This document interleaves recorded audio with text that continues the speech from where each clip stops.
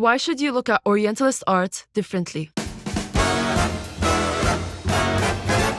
Orientalist art creates a vision of the East that is far from reality. Artists like John Leon J. Rome stage scenes entirely in their studios using props and models to fit the exotic stereotypes. Others like Eugene Delacroix drew from first-hand travels, but still filtered what they saw through a romantic and a colonial lens. J. Rome's The Snake Charmer is a perfect example where the scene was staged with models and props to fit the Western idea of the exotic East, rather than reflecting life as it truly was. These works played a role in supporting colonial agendas. By depicting the East as mysterious, seductive, and primitive, the art reinforced the idea that Western powers were needed to control and civilize the region. Delacroix's Woman of Algiers painted a fantasy of a harem, even though he never entered one himself.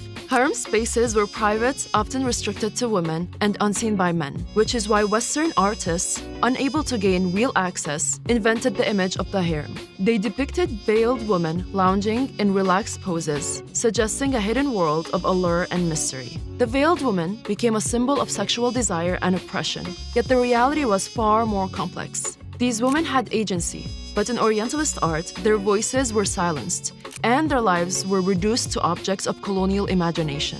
Harem imagery is just one example of how Orientalist art served the interests of empire and colonialism. The same constructed narratives are seen in depictions of battles, empire building, and the portrayal of the East as a place needing Western intervention and control. Looking at Orientalist art differently means understanding that these depictions were created to shape Western perceptions and support colonial control, rather than merely showcasing the reality of the East. What Orientalist paintings do you know, and which is your favorite? Share them with us in the comments.